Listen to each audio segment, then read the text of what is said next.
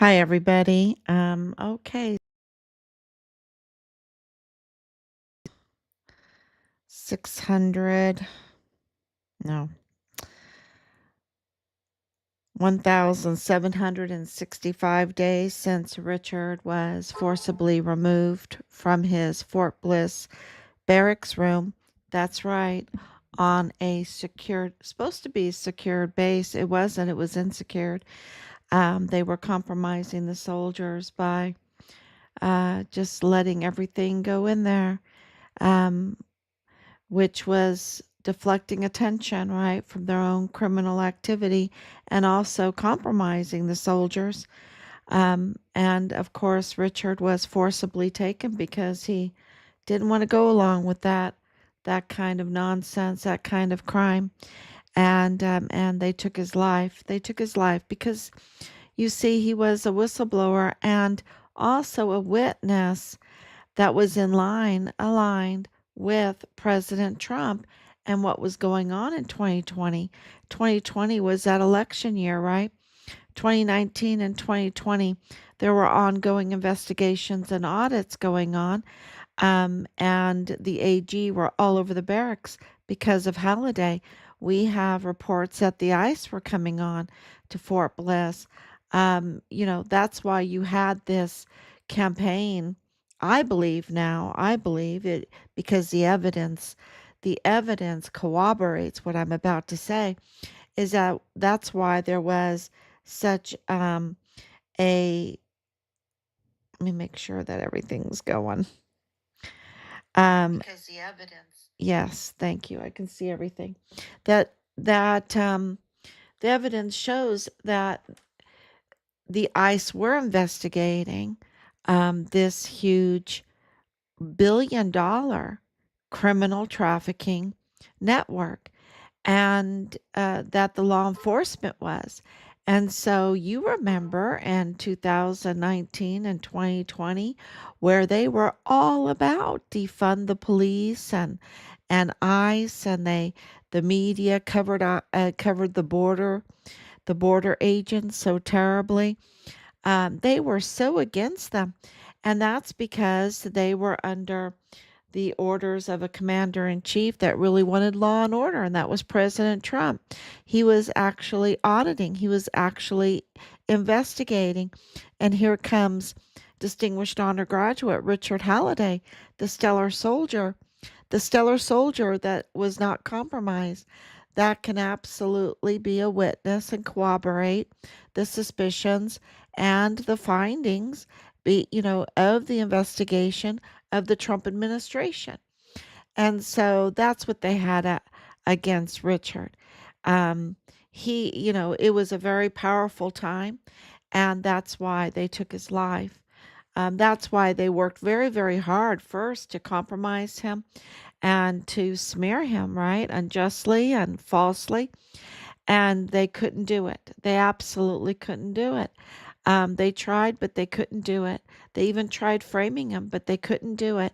He was just a stellar soldier, a very grounded soldier. And also, he had aspirations to be a special agent in the CID. So he was really, all for law enforcement, all and not for being a dirty special agent like Tavita Nusa or Marlon Soto and others. But he truly, and he always loved it. He always loved law enforcement. He always loved like the Sherlock Holmes and the um what are those the more modern program suits, and um I wanted to say Columbo, but that's older one. There's a one that's kind of funny. Psych. He used to like to watch Psych. There's several that he really really liked, and he wanted to be, and that's corroborated by the CID there, in on Fort Bliss, that he had inquired right away on what he needed to do to become a special agent in the CID. So he was all about law enforcement. He just could not be compromised, And of course, he was a writer. You saw that with his letter that he wrote to his grandparents. So of course he kept a journal. Of course he made notes. Of course he had evidence for what he saw. And we are getting more and more information about that. And of course, things that we have in his personal belongings, the evidence that really reveals what was going on. So, and we have a mountain of evidence. And of course, Richard's case also has a whistleblower, and not just any whistleblower, but a judge in his official capacity who recognized that Richard's murder case was murder investigation was being tampered with, was being compromised also, and filed a whistleblower complaint about the tampering within the CID. And, so it was imperative that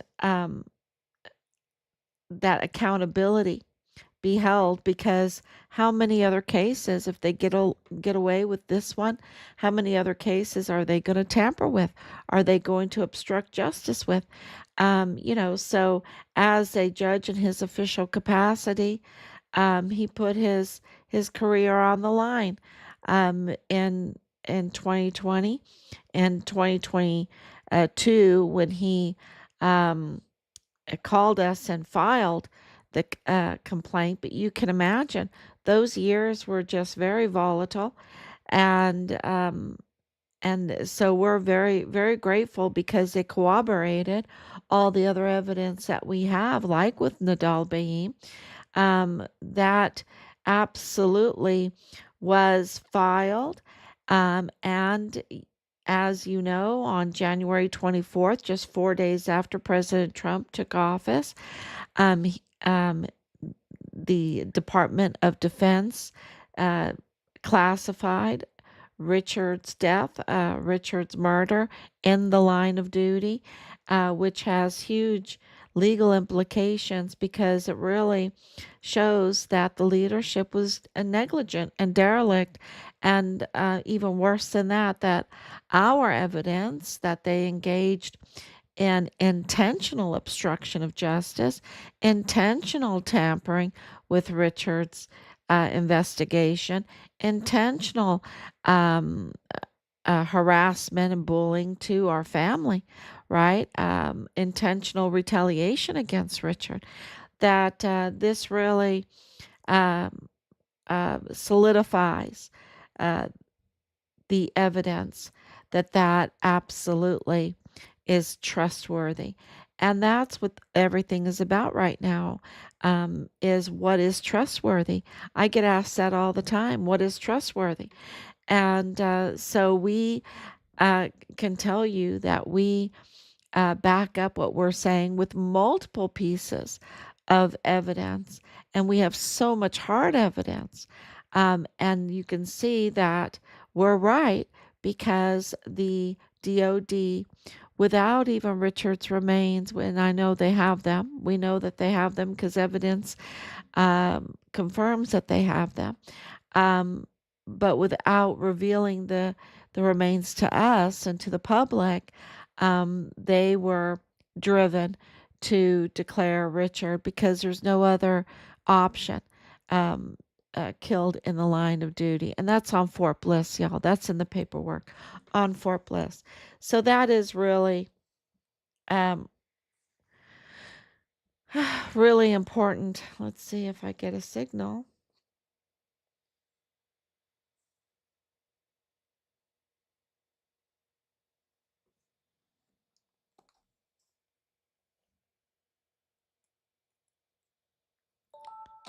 I can continue. My signal is not too good.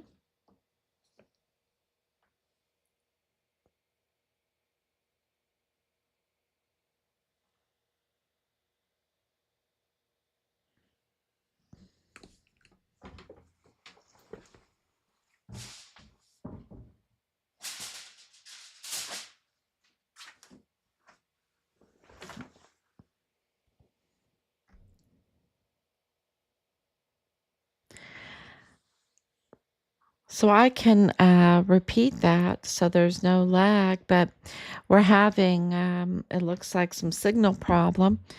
Um, day in and day out, we do this. There's plenty of evidence to back up exactly what we're saying. So we'll see if it comes on, oh, there it is. There it is. Okay, thank you. Viva Street. Okay, I don't know what. Mm.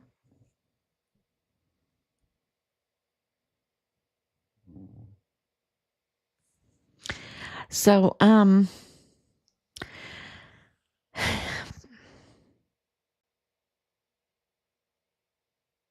maybe I'll try again. Maybe I'll try again.